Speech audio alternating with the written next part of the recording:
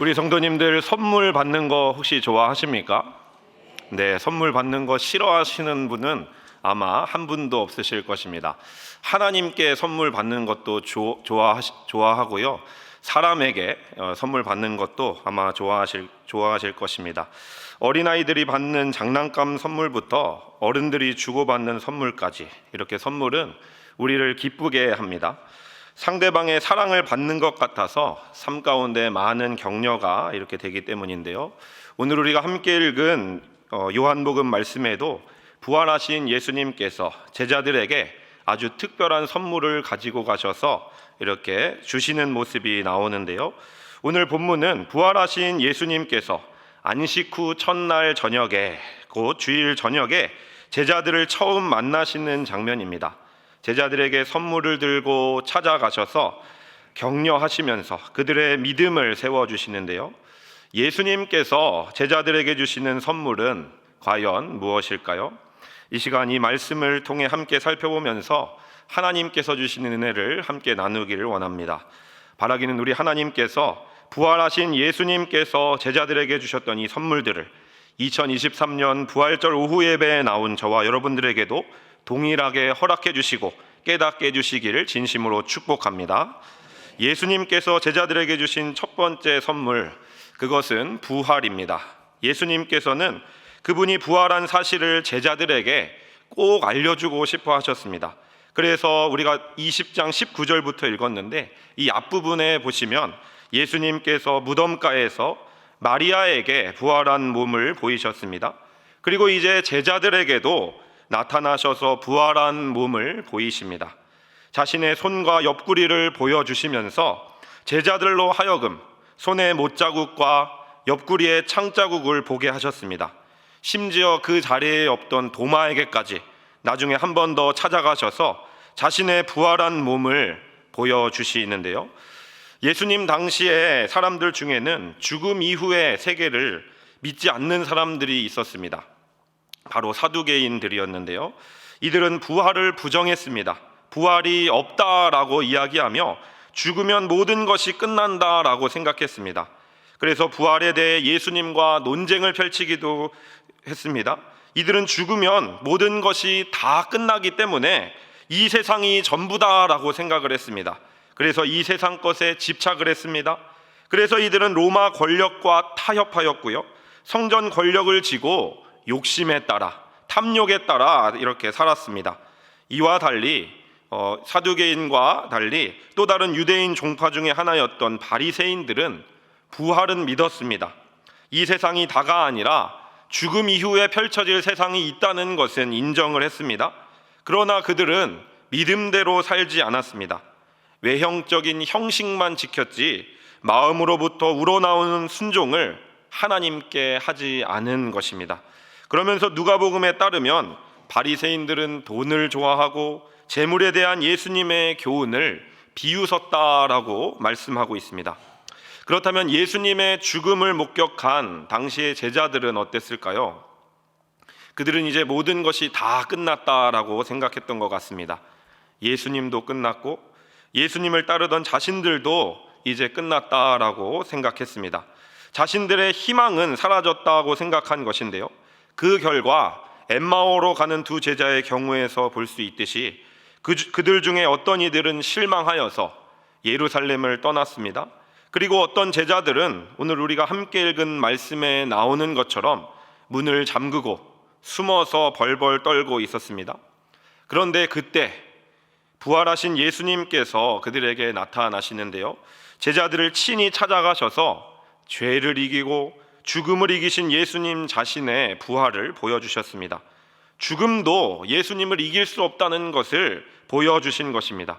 죽음을 이길 뿐 아니라 영생의 길을 여시는 하나님의 아들 그리스도로 자신을 친히 나타내 보이신 것입니다. 그렇게 예수님께서 하신 이유는 무엇입니까? 그를 믿는 자들에게 영생의 소망을 주시기 위해서입니다. 그를 믿는 자들에게 부활을 소망하게 하시기 위함입니다.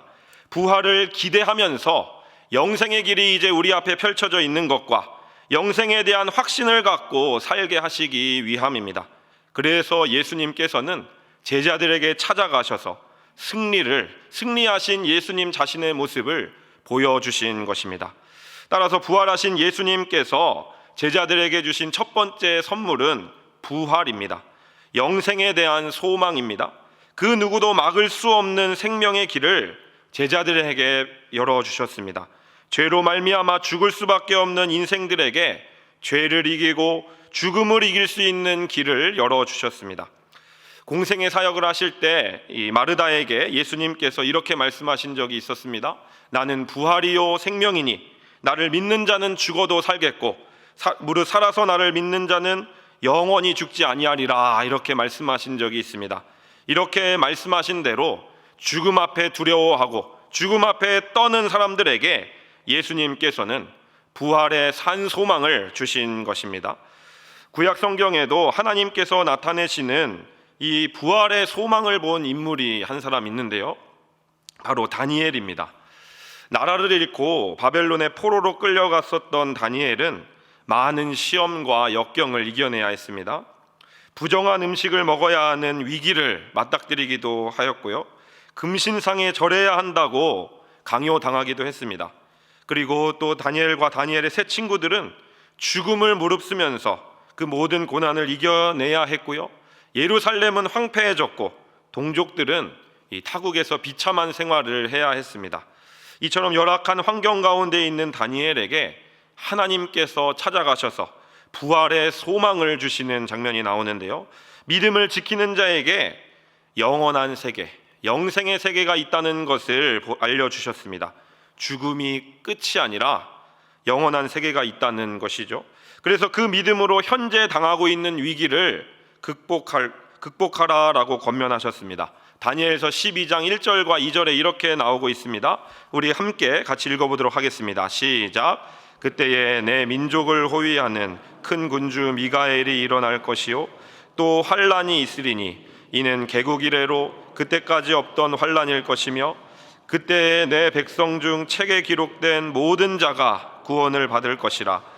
땅의 티끌 가운데에서 자는 자 중에서 많은 사람이 깨어나 영생을 받는 자도 있겠고 수치를 당하여서 영원히 부끄러움을 당할 자도 있을 것이며. 성도 여러분, 부활에 대한 이러한 소망은 구약시대의 다니엘뿐만 아니라 또 우리가 함께 읽은 말씀인 요한복음 시대뿐만 아니라 오늘날을 살아가고 있는 저와 여러분들에게도 힘을 주고 용기를 주고 위로를 줍니다. 죽으면 끝이라고 생각하는 사람들이 있습니다. 그래서 그런 사람들은요, 이 세상에 집착하며 이 세상의 것만 추구하며 이 세상의 것을 놓치지 않으려고 그렇게 추구하며 살아갑니다. 부활의 소망도 없고 영생에 대한 확신도 없이 자신들의 걱정과 불안을, 염려를 세상의 것으로 채우려고 하는 그런 모습들이 있습니다.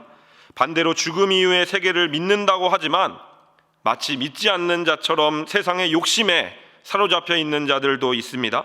2023년 부활절을 보내고 있는 저와 여러분들은 이 말씀 앞에서 어떤 모습을 보이고 계십니까? 부활하신 예수님께서는 이러한 시대를 살아가는 저와 여러분들에게 희망과 용기를 주십니다. 예수님의 부활로 인해 어떤 어려움도 예수 믿는 사람을 이길 수 없다라고 우리에게 확신시키시고요, 우리에게 또 이런 것을 알려주시기 위해 지금도 말씀하십니다. 죽음도 예수 믿는 사람을 이길 수 없습니다. 왜 그렇습니까? 우리 예수님께서 부활을 우리에게 선물로 주셨기 때문입니다. 예수님의 부활로 말미암아 우리 역시 몸의 부활과 영원한 생명이 있음을 확신할 수 있는 것입니다. 그래서 매 주일마다 사도신경으로 우리에게 주신 신앙을 함께 고백하면서 제일 마지막에 뭐라고 고백합니까? 몸의 부활과 영생을 믿습니다라고 우리는 매주마다 이렇게 고백을 하는 것입니다. 우리 역시 몸의 부활과 영원한 생명이 예수님께서 부활의 첫 열매가 되심으로써 우리에게도 분명히 나타나게 될 것입니다. 부활절 때마다 제가 어렸을 때 교회에서 부활절뿐만 아니라 많이 어르신들이 불렀던 찬송이 있는데요, 여러분들 혹시 아시나 모르겠습니다. 제가 잘 못 부르더라도 양해해 주시기 바랍니다. 예수 죽음 내 죽음, 예수 부활 내 부활, 예수 승천 내 승천, 예수 천국 내 천국. 예수님 내 주여 내 중심에 옵소서. 주님 한 분만으로 만족하옵니다. 이런 고백을 했습니다. 왜 예수님의 죽음이 내 죽음이고 예수님의 부활이 내 부활이라고 이렇게 그러면서 주님 한 분만으로 만족하옵니다라고 고백할 수 있는 것입니까? 예수님의 부활로 말미암아 우리도 역시 부활할 것이기 때문입니다. 이제 이 부활의 소망을 가진 자는 세상 앞에 담대합니다. 담대하게 이 세상 가운데 서서 살아가게 됩니다. 사랑하는 성도 여러분, 이 부활을 소망하면서 우리 앞에 있는 문제와 우리 앞에 있는 시련이 있다면 그것들을 믿음으로 이겨보지 않으시겠습니까? 부활을 주신 예수님을 찬양하며 이 부활을 주신 예수님을 바라보시는 저와 여러분들이 되시기를 진심으로 축복합니다. 부활하신 예수님께서 제자들에게 주신 두 번째 선물, 그것은 평화입니다. 예수님께서 두려움과 불안 속에 있는 제자들에게 찾아가셔서 나타나셔서 평화의 인사를 하십니다. 우리 전대한 목사님 많이 하시지 않습니까? 샬롬 샬롬 샬롬 이렇게 하시는데 예수님께서 찾아가셔서 샬롬이라고 이렇게 평화의 인사를 하시는데요, 19절 하반절에 이렇게 말씀하고 있습니다. 너희에게 평강이 있을지어다 라고 이렇게 인사하시는데요, 이렇게 인사하는 것은 어떻게 보면 유대인들의 일반적인 인사말이기 때문에 특별한 의미가 없다라고 이렇게 할 수도 있는데요, 그러나 본문에 나오고 있는 평화의 인사는 단순한 인사가 아닙니다. 왜냐하면 이 단순한 인사라면 복음서를 기록한 이 복음서 기자가 굳이 그것도 반복해서 기록할 이유가 없기 때문입니다. 19절에도 나와 있지만 21절 말씀을 보시면 또 우리에게 이렇게 말씀하고 있습니다. 예수께서 또 이르시되라고 하면서 너희에게 평강이 있을지어다 라고 반복해서 말씀하시는 것을 볼 수 있습니다. 요한복음은 예수님과 제자들이 만나는 다른 장면에서는 일상적인 평화의 인사를 이렇게 기록하고 있지 않다가 유달리 부활하신 예수님과 제자들이 만났을 때 평화의 인사가 있었음을 강조하고 있습니다. 왜 그럴까요? 예수님의 이러한 인사는 일상적인 유대의 인사법을 넘어서 그가 하셨던 약속의 성취이기 때문인데요, 일찍이 예수님께서는 자신이 떠난다고 말씀하셨을 때 두려워하고 있던 제자들에게 평화를 약속하신 적이 있습니다. 요한복음 14장 27절 말씀을 보시면 이렇게 말씀하고 있습니다. 우리 이 말씀도 한번 같이 읽어보도록 하겠습니다. 시작. 평안을 너희에게 끼치노니 곧 나의 평안을 너희에게 주노라. 내가 너희에게 주는 것은 세상이 주는 것과 같지 아니하니라. 너희는 마음에 근심하지도 말고 두려워하지도 말라. 예수님께서는 세상이 주는 평화와는 전혀 다른 종류의 평화를 주실 것이다 라고 약속하셨습니다. 당시 세상 사람들은 로마 황제 가이사가 자신들에게 평화를 준다라고 이렇게 믿었습니다. 가이사가 전쟁을 종식시키고 안전과 번영을 가져다 줄 것이다 라고 이렇게 믿었습니다. 따라서 세상의 평화는 가이사가 가지고 오는, 황제가 가지고 오는 평화입니다.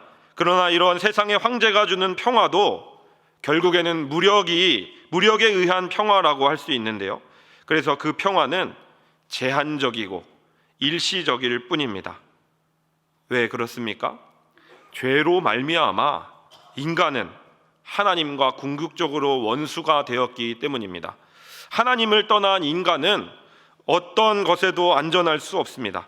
평화의 주인이신 하나님으로부터 분리되어졌기 때문에 인간이 누리는 모든 평화는, 평화라고 생각되어서 우리가 누리는 모든 이 평안과 안전은 일시적이고 제한적일 수밖에 없습니다.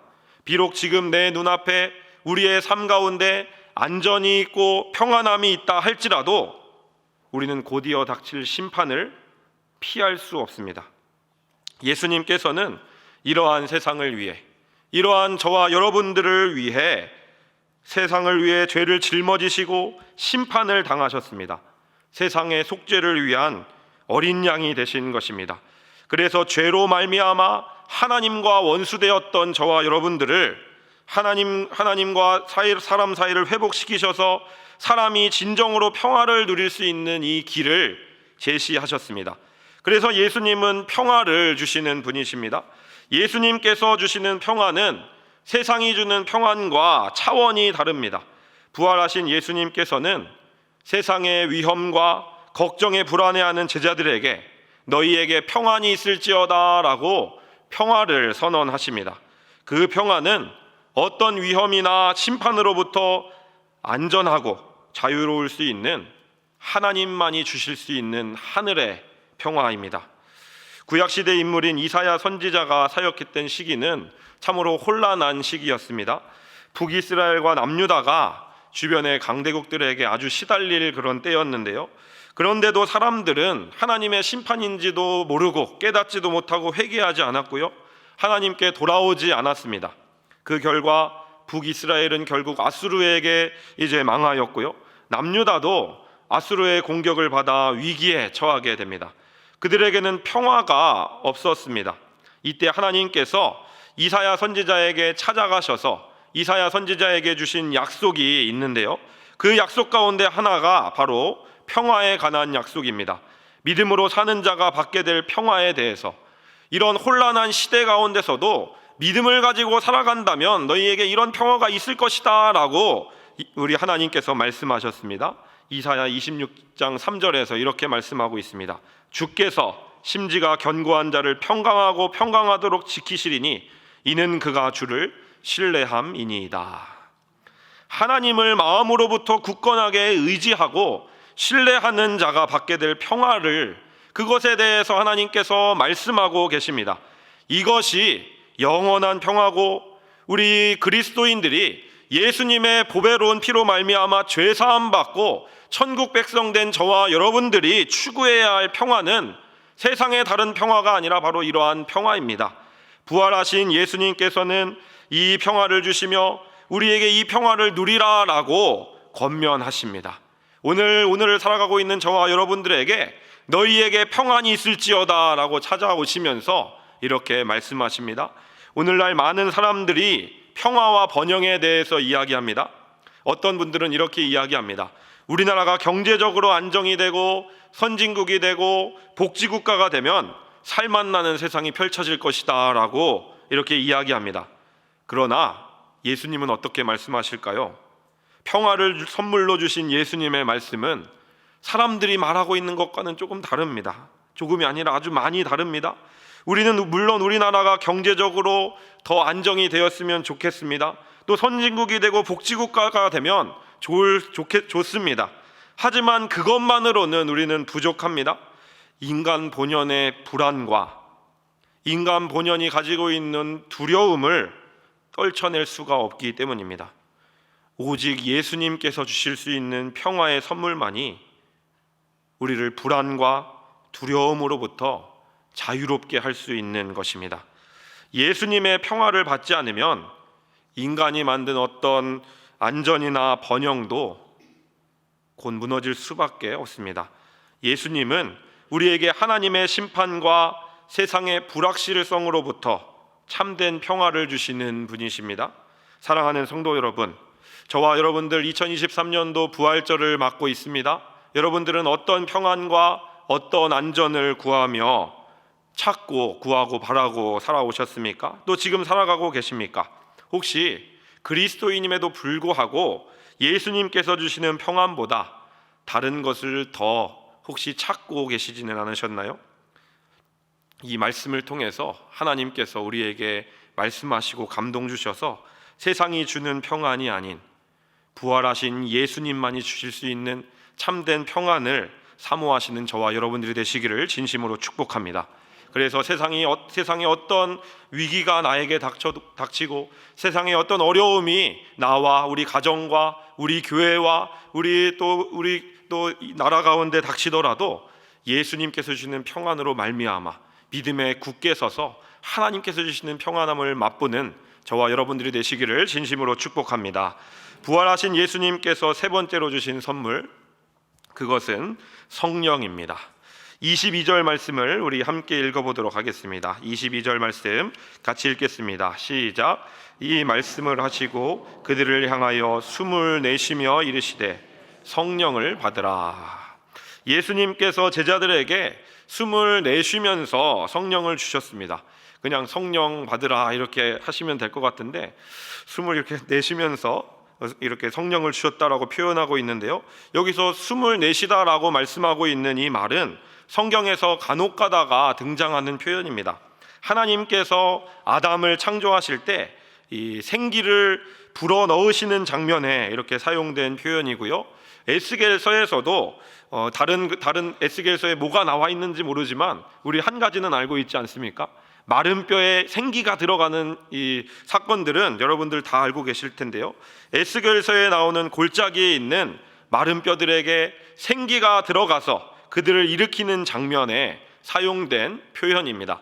이 사건은 하나님께서 이스라엘을 회복시켜 주시겠다라는 약속의 환상인데요, 에스겔 당시에 그렇게 하셨던 것처럼 예수님께서 제자들에게 이렇게 하신 것은, 숨을 내쉬며 성령을 받으라 라고 이렇게 말씀하신 것은 그들을 새롭게 창조하여서 새로운 이스라엘로 세우시기 위함입니다.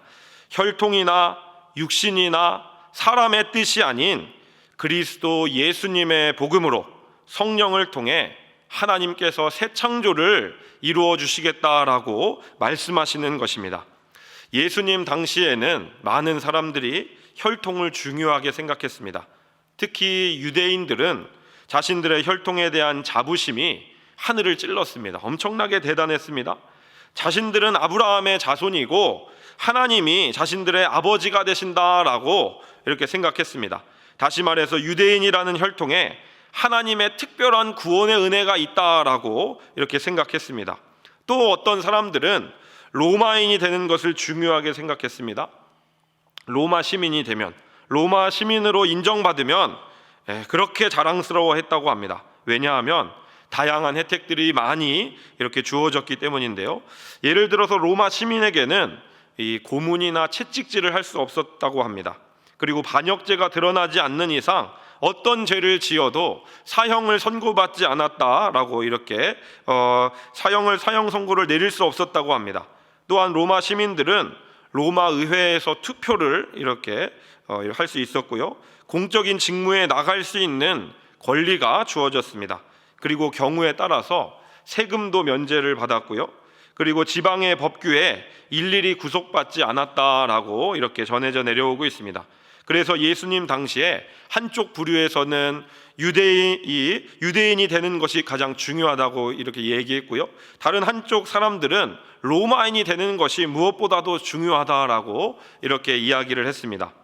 그런데 세상 사람들은 이렇게 얘기했는데 부활하신 예수님께서는 무엇을 중요하게 여기셨을까요? 부활하신 예수님께서는 성령을 선물로 주시며 성령으로 새롭게 태어나는 것이 그 어떤 것보다 가장 중요하다는 것을 보여주셨습니다. 성령은 새 창조의 영입니다. 성령을 통해 사람은 새롭게 창조가 될 수 있습니다. 그래서 예수님께서는 유대 관원이었던 니고데모와의 대화 속에서 사람이 물과 성령으로 태어나지 않으면 하나님 나라에 절대로 들어갈 수 없다라고 말씀하셨습니다. 여기서 물은 사람을 정결케 하는 죄 씻음을 이렇게 의미하는데요, 죄를 용서받는 것입니다.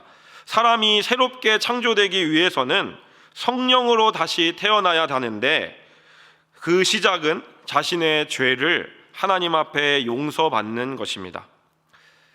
예수님을 믿는 것입니다. 이렇게 믿음과 성령으로 다시 태어난 사람은 새로운 생명을 받게 됩니다. 영원한 생명을 받게 됩니다.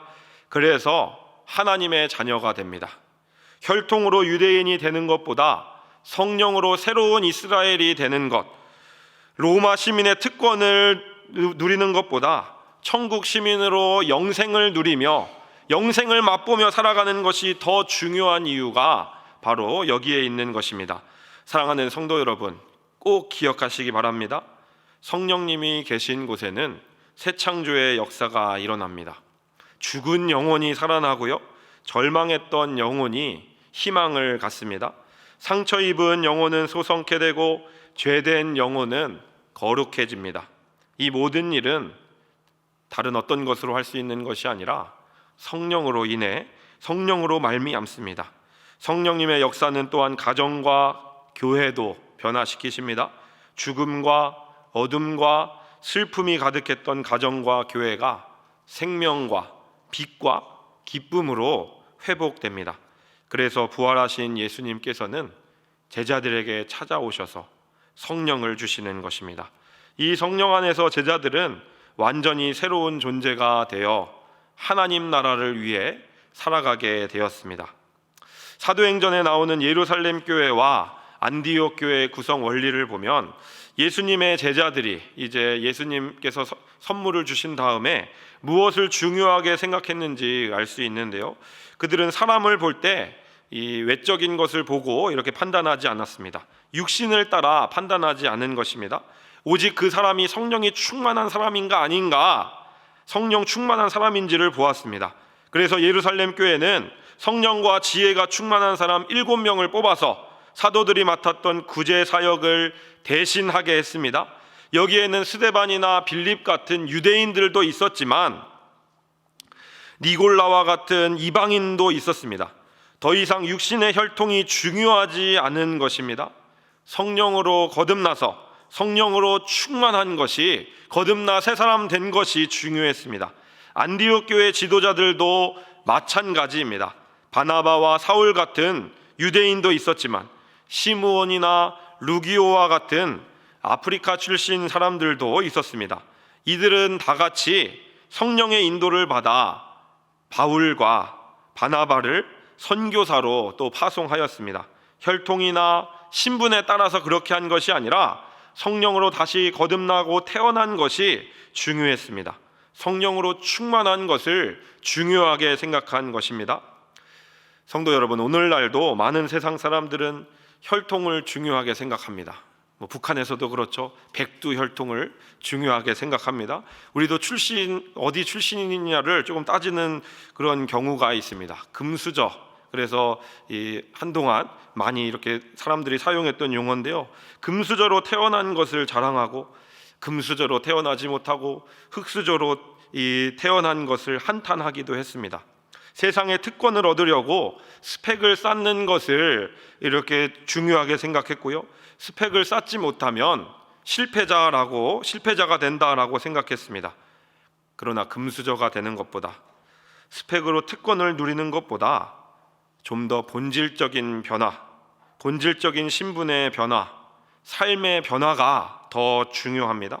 이것이 더 필요합니다. 그것은 우리의 영혼이 성령으로 다시 태어나는 것입니다. 거듭나는 것입니다. 개인과 가정과 우리 교회가 성령으로 다시 살아나는 것입니다. 그래서 예수님께서는 제자들에게 성령을 주신 것입니다. 그리고 우리에게도 성령을 주셨습니다. 여러분들, 부활절에 이렇게 감사하자 이렇게 많이 말씀하셨는데요. 무엇을 감사하십니까? 저는 이렇게 어제 또 생각을 해봤는데요.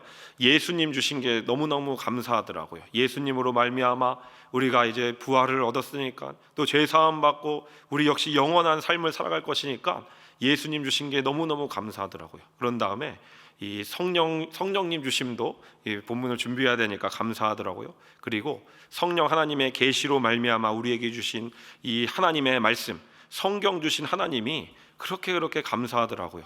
우리가 구원 얻을 방법과 삶을 살아갈 수 있는, 어떻게 살아가야 할 것인가를 가르쳐주는 하나님 말씀 주신 것 너무나 감사하고, 또 성령의 공동체로 이 정말 절망이 많고 한숨이 많은 세상 속에서 하나님의 말씀을 듣고 또 성도 간에 교제하며 살아갈 수 있게 하신 우리 공동체, 교회 공동체 주신 하나님께 이렇게 감사하더라고요. 여러분들은 부활절에 무엇을 감사하시겠습니까?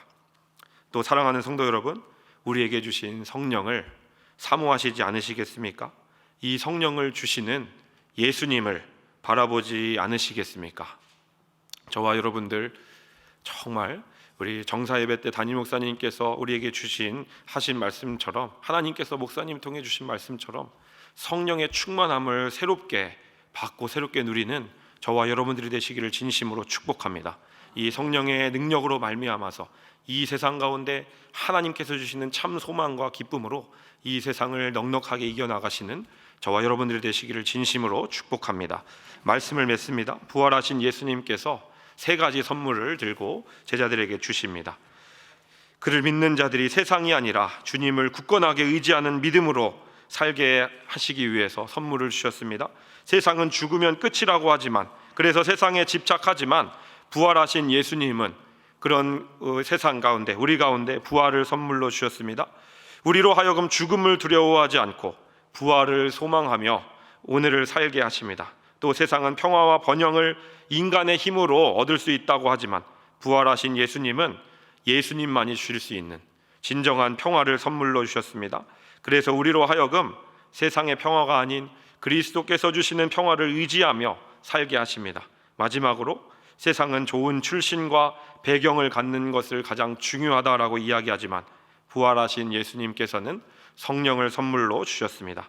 성령으로 인해 태어나고 성령으로 사는 것이 가장 중요하다라고 말씀하십니다. 그래서 우리로 하여금 성령을 의지하며 살아가도록 하십니다. 이렇게 부활하신 예수님께서 선물로 주신 부활, 평화, 성령을 힘입어서 그리스도 예수님을 위해서 그리스도와 함께 살아가시는 복된 성도님들 다 되시기를 진심으로 축복합니다.